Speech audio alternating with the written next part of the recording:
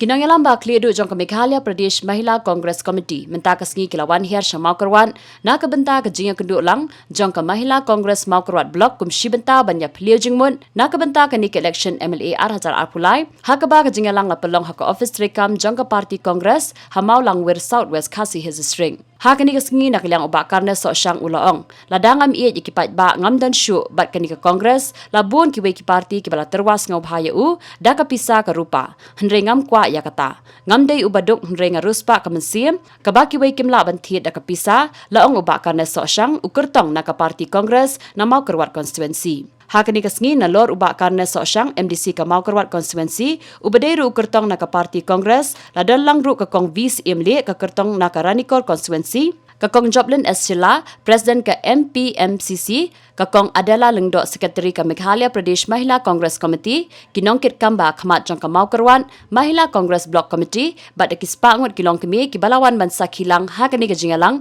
Jong ke Parti Congress Hamau Langwir. Suama ki kinmi kini kebele, yang ialah sakro, menit bersetuan betom, simno kini kekurun. Penkelatian sino,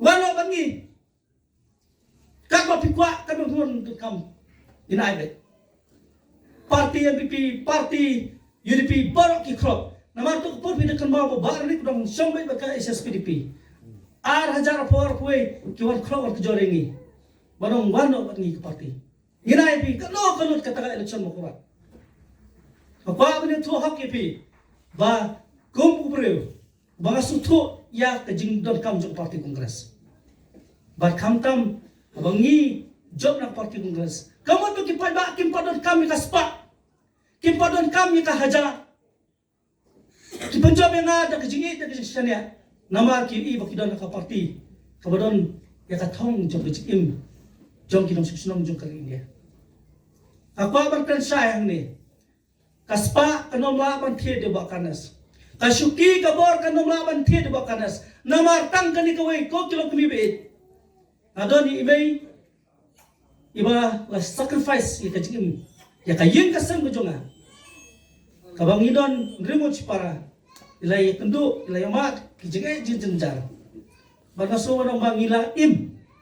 Namar imay iyeng hakanorim hakahok pagkijing sisya. Bakum kalong kumi kada banyele. Ya kejing duk, ya kejing keduk. Bakam day ban sakliat kejing seni jong partai. Bat kelapet kelari yang ni ngerewut kikun.